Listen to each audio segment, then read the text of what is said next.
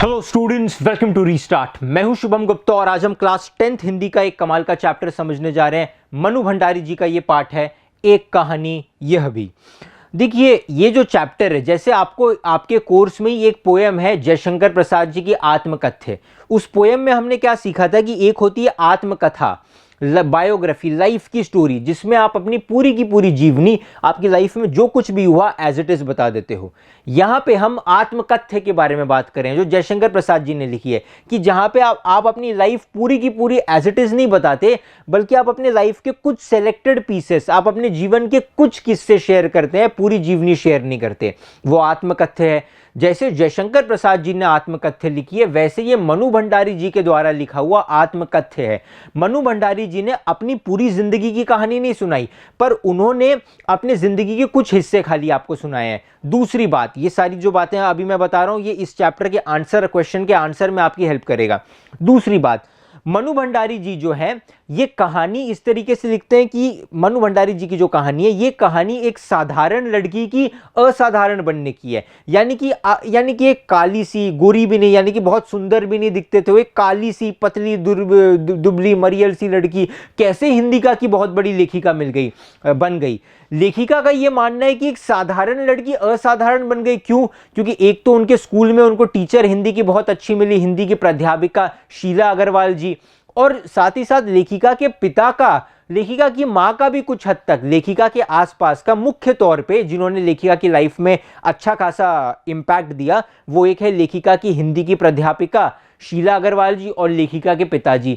इन दोनों ने कई मामलों में लेखिका के व्यक्तित्व को यूं बदला और उसके ऊपर ऐसा प्रभाव डाला कि एक साधारण लड़की एक असाधारण लड़की बन गई। आप समझ पा रहे हैं? लेखिका का कहीं ना कहीं यह भी मानना होता है कि भले ही मैं अपने पिताजी को पसंद ना करूं, किंतु उसके बाद भी मेरे भीतर मेरे पिताजी का अंश किसी ना किसी रूप में है। कैसे अंश? मतलब देखो, अब मान लो कि कोई व्यक्ति जो है वो धोती कुर्ता पहनता था, अब एकदम से वो अमेरिका गया तो सूट वूट पहनने लगा। वो भले ही सूट पहन रहा है, पर उसके अंदर भारतीयपन तो है ही। तो वैसे लेखिका बोलती है कि मेरे पिताजी की वजह से मेरे व्यक्तित्व में जो बदलाव आए, और मेरे पिताजी की बहुत सारी कैरेक्टरिस्टिक्स मेरे अंदर तो है ही, तो भले ही मैं पिताजी को पसंद करूं या ना करूं, मेरे पिताजी कई रूपों में मेरे अंदर जीवित है। ठीक है, कहानी जो है वो थोड़ी सी लंबी है, बट मैंने आपके पास कुछ क्रिस्प पॉइंटर्स में आपके लिए लेके आया हूं। आप इन डिटेल देखना चाहते हैं तो वो वीडियो भी मैं बना चुका हूं। फिलहाल हम फटाफट चैप्टर को समझते हैं, अभी आपके पास बहुत ज्यादा टाइम नहीं है। खैर, देखिए, अब ये कहानी शुरू होती है, इसमें ये कहानी शुरू होती है मध्य प्रदेश, एक्चुअली मध्य प्रदेश से नहीं, अजमेर से शुरू होती है। समझो, लेखिका का जन्म होता है, लेखिका का जन्म गांव में होता है। लेखिका का गांव मध्य प्रदेश में भानपुरा है। हालांकि अब नई बच्ची है, अब बच्ची अभी भी पैदा हुई, उसको थोड़ी सब कुछ याद आएगा, तो लेखिका को भानपुरा गांव का कुछ याद नहीं है। लेखिका की यादों का सिलसिला शुरू होता है अजमेर के ब्रह्मपुरी मोहल्ले से। ब्रह्मपुरी मोहल्ले अजमेर से, वहां से लेखिका की यादों का सिलसिला शुरू होता है। लेखिका ये भी बताती है कि यार हमारा गांव भानपुरा में है, बट हम इंदौर में रहते थे पहले, और उसके बाद इंदौर से फिर हम अजमेर आए। जब हमारा परिवार इंदौर में रहता था तो उस वक्त मेरे पिताजी, मनु भंडारी जी, लेखिका के पिताजी, बहुत प्रसिद्ध, बहुत फेमस और बहुत वेल रिस्पेक्टेड आदमी थे सोसाइटी में। वो कांग्रेस पार्टी से भी जुड़े हुए थे। ये भारत की आज़ादी के पहले की वो बात कर रहे हैं, बिफोर 1947। तो उस समय एक ही बड़ी पार्टी थी, वो कांग्रेस से जुड़े हुए थे, समाज सेवा का कार्य करते थे। पिताजी की बहुत ज़्यादा लोग रिस्पेक्ट करते थे। पिताजी इतने ज़्यादा, और उनके दरिया दिल भी थे, कि उनके दरिया दिल्ली के किस्से भी बहुत ज्यादा मशहूर थे। तो लेखिका ये अपने पिताजी के बारे में बताती है, इंदौर के बारे में। ठीक है, कांग्रेस से जुड़े होने के साथ समाज सेवा से भी जुड़े थे, परंतु किसी के द्वारा धोखा दिए जाने पर वे आर्थिक मुसीबत में फंस गए। देखिए, लेखिका ये बताती है कि मेरे जो पिताजी हैं, मनु भंडारी जी कहती है, एक तो वो जब अजमेर में, सॉरी माफ किया, अजमेर में तो अभी हैं, पहले वो इंदौर में रहते थे। तो जब हम इंदौर में रहते थे तो पिताजी बहुत फेमस थे, और वो उनकी दरिया दिली, यानी कि एकदम उदार, दिल खोल आदमी थे, किसी पे भी आंख मूंद करके भरोसा कर लेते थे। एक बार किसी ने उनकी इसी क्वालिटी का फायदा उठाया और उनको विश्वासघात मिला। अब एक्चुअली क्या हुआ था लेखिका के पिताजी के साथ, ये पाठ में नहीं लिखा है। पाठ में बस ये लिखा है कि शायद एक बहुत बड़ा झटका उनको इस प्रकार से लगा, शायद किसी ने उनके बहुत सारे पैसे लूट लिए होंगे, कि लेखिका के पिता के ऊपर आर्थिक संकट आ गया, है ना। है ना, फाइनेंशियल प्रॉब्लम्स आ गई, किसी ने उनको बहुत बड़ा चीट कर दिया, धोखा दे दिया, जिस वजह से लेखिका के पिता जो है इंदौर से अब वो अजमेर आ गए। अब यहां से लेखिका की यादों का सिलसिला शुरू होता है। लेखिका जन्मी है मध्य प्रदेश के भानपुरा गांव में, उसके बाद उनका परिवार कुछ समय अजमेर रहा, कुछ समय इंदौर रहा। लेखिका को इंदौर का भी कुछ याद नहीं है। जब वो अजमेर आ गए ब्रह्मपुरा मोहल्ले में, वहां से लेखिका थोड़ी थोड़ी बड़ी हुई थी तो होश संभाला, तो उनकी यादों का सिलसिला वहां से शुरू होता है। लेखिका यहां पे ये भी हमें बताती है बच्चों कि उनके पिताजी बहुत बड़े विद्वान थे। एक समय पे उन्होंने कई बच्चों को ट्यूशन पढ़ाया था, जिनमें से उन्हीं में से कई बच्चे जो है बड़े बड़े सरकारी पदों पे चले गए। लेखिका के पिता की लैंग्वेज बहुत अच्छी थी, वो डिक्टेशन करते रहते थे हमेशा, है ना, और साथ ही साथ उनकी लैंग्वेज पे बहुत अच्छी कमांड थी। जब वो लोग इंदौर से अजमेर आ गए तो उन्होंने एक अलग तरह के अंग्रेजी हिंदी शब्दकोश को बनाया, जो अपने आप में हट के अपने आप में पहला अंग्रेजी हिंदी शब्दकोश था, इंग्लिश हिंदी डिक्शनरी, जिसमें हिंदी के वर्ड्स का इंग्लिश में मीनिंग, इंग्लिश के वर्ड्स का हिंदी में मीनिंग। बेसिकली आप चाहे हिंदी का कोई भी वर्ड उठा लो, उसका मीनिंग इंग्लिश में मिल जाएगा, इंग्लिश का कोई वर्ड उठा लो, उसका मीनिंग हिंदी में मिल जाएगा। एक कमाल का अंग्रेजी हिंदी शब्दकोश बनाया। इस काम से लेखिका के पिताजी को प्रसिद्धि तो बहुत मिल गई, पर धन नहीं मिला, और फाइनेंशियल प्रॉब्लम्स की वजह से वो पिताजी जो कभी एकदम खुशमिजाज, दिल खोल के किसी पर भी आंख मूंद के भरोसा करने वाले व्यक्ति थे, वो अब बहुत ज्यादा चिड़चिड़े, बहुत ज्यादा गुस्से स्वभाव के, बड़े शक्की स्वभाव के हो गए। बहुत बड़ा धोखा मिला था, बहुत बड़े शक्की स्वभाव के हो गए, है ना, किसी पे भी जल्दी भरोसा नहीं करते थे। और यहां पे लेखिका अब अपनी माता जी के बारे में बात करती है कि वो पिताजी अपनी सारी गुस्सा, सारा चिड़चिड़ापन बेपढ़ी लिखी मां पे उतारते थे। लेखिका पाठ में ये भी कहती है कि मेरी जो मां थी वो शायद धरती से भी ज्यादा सहनशील थी। मां ने हमेशा कभी कुछ नहीं कहा, माएँ होती हैं ऐसी है। पिताजी डांटे, फटकारे, धुतकारे, मां ने सदा उसको सहा, और बच्चों की जो भी इच्छाएं थी, मां से जितना बन पाया मां ने जरूर वो सब करने का प्रयास किया। लेखिका ये मानती है कि मैं अपनी मां को अच्छा नहीं मानती, मैं अपनी मां की इस धैर्य को महान नहीं मानती, क्योंकि मां का अपना कोई व्यक्तित्व नहीं था, मां की अपनी कोई पर्सनैलिटी नहीं थी, मां की अपनी कोई इच्छाएं, कोई ख्वाहिशें नहीं थी। पिताजी ने जो बोल दिया वही होगा, बच्चों ने जो बोल दिया वो होगा। तो बच्चों और परिवार के चक्कर में मां कहीं अपने आप को रख ही नहीं पाई। तो ये क्वालिटी लेखिका को पसंद नहीं थी। पर हाँ, लेखिका ये मानती है कि धैर्य में, यानी कि पेशेंस में, उनकी मां धरती से भी बढ़कर थी। 5 भाई बहन थे कुल मिला के। लेखिका के 5 भाई बहन थे, उसमें से एक सबसे बड़ी बहन थी, उसके बारे में लेखिका को ज्यादा पता नहीं उनके बारे में, क्योंकि लेखिका कुछ 6-7 साल की थी तब बड़ी बहन की शादी हो गई। उसके बाद 2 भाई थे, और उनके बाद एक बहन थी सुशीला, जो लेखिका से 2 साल बड़ी थी। उसके बाद लेखिका परिवार में सबसे छोटी। जो 2 भाई थे वो अपने आप में खूब खेलते थे, ठीक है। लड़के जब खेलते थे तो वो घर के बाहर जाके मैदान में, शहर में खेल सकते थे। लड़कियों के लिए क्या कहा गया था कि आपको घर में ही खेलना है या आसपास के मोहल्ले में ही खेलना है। लेखिका पाठ में ये भी बताती है कि लेखिका से जो 2 साल बड़ी बहन थी सुशीला, सबसे बड़ी बहन की शादी हो गई, बीच के 2 लड़के, एक बड़ी बहन सुशीला गोरी थी, दिखने में अच्छी थी। लेखिका लिखती है कि गोरा रंग पिताजी की कमजोरी थी, यानी कि पिताजी को का मानना था कहीं ना कहीं कि लड़की को सुंदर दिखना चाहिए। तो वो ना हर बात पे लेखिका की तुलना सुशीला से करते थे, हर बात पे। और लेखिका के अंदर कहीं ना कहीं एक हीन भावना आ गई कि लेखिका जब बहुत बड़ी लेखिका भी बन गई, बहुत बड़े उनको अवार्ड्स भी मिल गए मनु भंडारी जी को, उनका पाठ हम पढ़ रहे हैं, तो उसके बाद भी जब भी कोई मनु भंडारी जी की तारीफ करता है ना, तो उनको ये लगता है नहीं मैं तो इसके काबिल नहीं हूं। यानी कि उनके अंदर बचपन से एक हीन भावना आ गई कि वो कुछ भी अच्छा कर ले हर मामले में। जैसे पिताजी हमेशा है ना सुशीला को अच्छा बोलते थे, तो लेखिका को कहीं ना कहीं लगता था हाँ मैं तो ठीक अच्छी दिखती ही नहीं हूं, मैं तो ऐसी ही हूं, हाँ मेरे से तो कोई काम हो ही नहीं पाता। तो ये हीन भावना कहीं ना कहीं लेखिका के अंदर जम गई थी। हालांकि लेखिका के पिता सब हर काम खराब नहीं करते थे। लेखिका के पिता ने हीन भावना शायद डाली लेखिका के अंदर, पर लेखिका के पिता ने बहुत पॉजिटिव चेंजेस भी लाए लेखिका के अंदर। जैसे लेखिका के जो पिता थे, ठीक है, लेखिका के पिता अब वो कांग्रेस से जुड़े थे, तो उनके घर पे अक्सर कई लोग बातचीत करने आते थे, राजनेता। तो जब भी कोई पॉलिटिकल डिबेट होता था तो मनु जी, अब क्या है, वो जाती थी लेखिका चाय पानी लेने के लिए, तो पिताजी यहीं बैठा लेते थे कि तुम सुनो, तुमको सिर्फ चूल्हा फूकना नहीं सीखना है, तुम्हें देश में क्या हो रहा है ये समझना है। और ये 1947 से, आजादी से पहले का समय था, तो बहुत सारे पॉलिटिकल मूवमेंट्स हो रहे थे देश में। तो लेखिका सुनती थी, वाद विवाद होते थे, पॉलिटिकल डिबेट्स को सुनती थी और समझती थी। ये एक इंपॉर्टेंट क्वेश्चन सीबीएसई पूछ सकती है, पूछ चुकी है।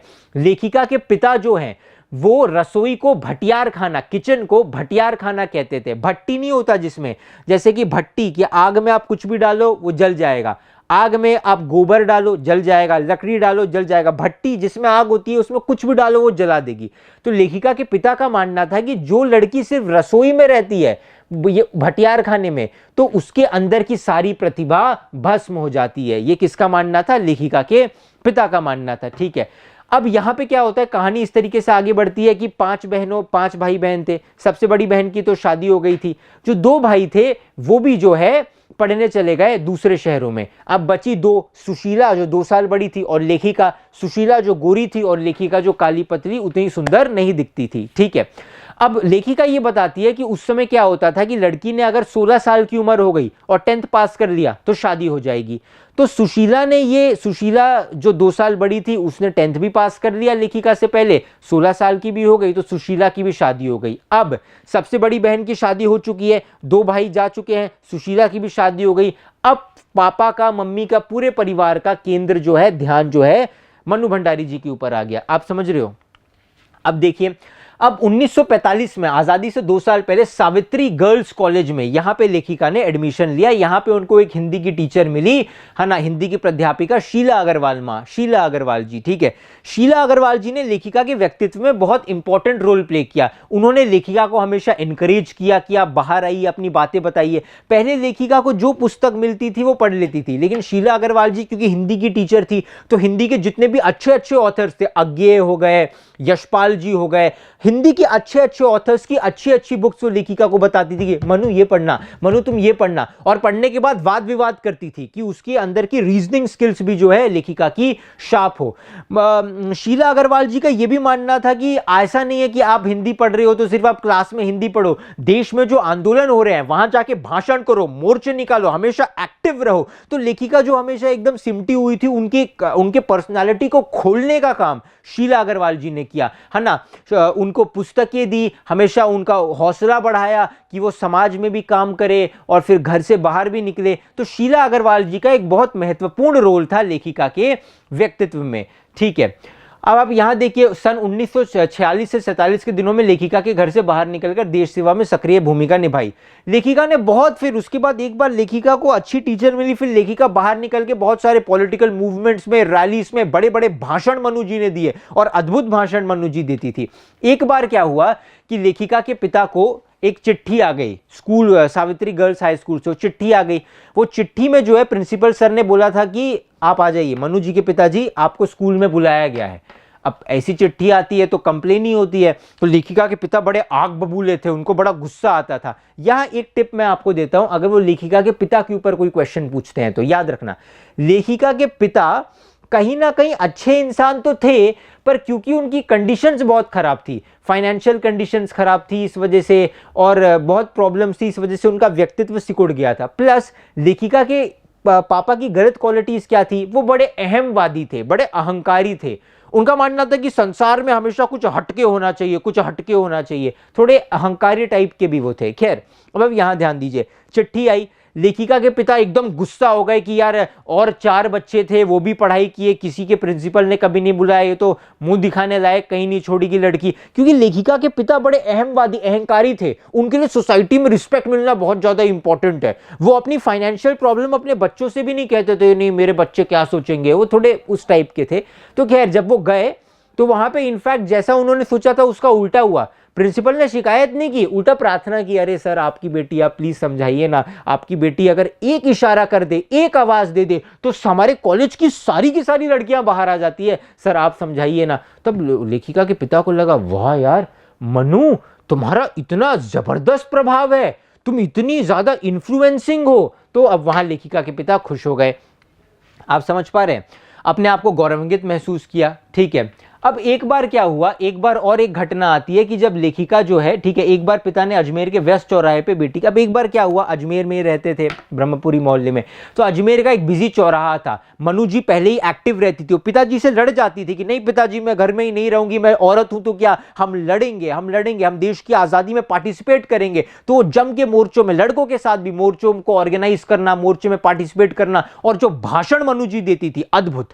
तो एक बार अजमेर के किसी इसी चौराहे पे वो भाषण दे रही थी, तो एक पिताजी के कोई तकियानुसी मित्र ने देख लिया, है ना, और जाके शिकायत कर दी, और बताइए, है ना, भंडारी जी, क्या ऐसा होता है क्या? लड़कियों को ठीक है आप लिखा पढ़ा रहे हैं, छूट दे रहे हैं, पर ऐसे नगर में सबके सामने माइक पे बोलना क्या ये सही है? अब लेखिका के पिताजी को गुस्सा आ गया। ऐसे भी सोसाइटी में रिस्पेक्ट को बहुत इंपॉर्टेंस देते थे। गुस्सा आ गया, हाँ हाँ आने दो, उसको बताता हूँ।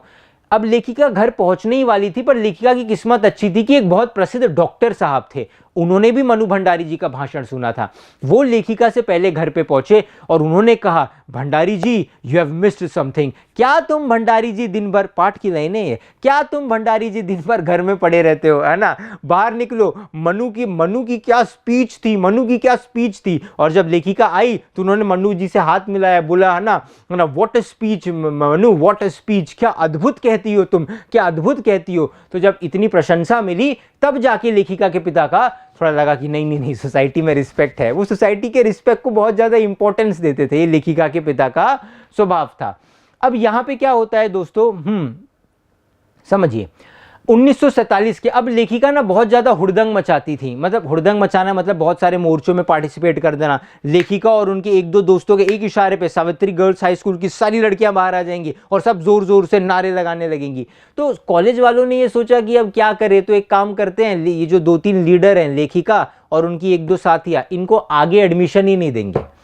अब क्या हुआ, जब ये कॉलेज वालों ने किया तो लेखिका ने और बढ़ चढ़ के रिवोल्ट किया और इतना जबरदस्त प्रदर्शन किया कि कॉलेज प्रशासन को हार माननी पड़ी और बोला ठीक है हम आपको एडमिशन दे देंगे, सेकंड ईयर में भी आप आ जाओ, है ना। और ये लेखिका के लिए बहुत बड़ी खुशी थी अपने आप में। हालांकि लेखिका ये कहती हैं कि ये 1947 का समय था जब उनको कॉलेज में एडमिशन नहीं दिया जा रहा था फर्स्ट ईयर से सेकंड ईयर में, और उन्होंने इतना रिवोल्ट किया कि कॉलेज वालों को भी उनको एडमिशन देने पड़ा। इस बात की उन्हें खुशी तो थी, पर 1947 की एक और बहुत बड़ी खुशी थी कि 1947 को हमारे देश को आज़ादी मिली, तो ये बहुत बड़ी लेखिका के लिए खुशी थी। तो दोस्तों ये कहानी दिखाती है कि कैसे एक साधारण लड़की अपने नॉर्म्स को तोड़ करके बाहर जाती है। पापा डांटते हैं, वो उनसे लड़ती भी है, पर वो करती है जो उसे उचित लगता है, वो अपने जीवन को जीती है। ये नहीं कि बस हाँ बैग उठाए स्कूल गए, ये किया वो किया। मैं ये नहीं कह रहा कि आप बंक मार के जाओ, बिल्कुल नहीं, पर मैं ये कह रहा हूं कि अपनी लाइफ में कुछ और एस्पेक्ट्स, कुछ करना चाहिए, कुछ सोचना चाहिए। सिर्फ पढ़ के घर जाना इंपॉर्टेंट नहीं होता।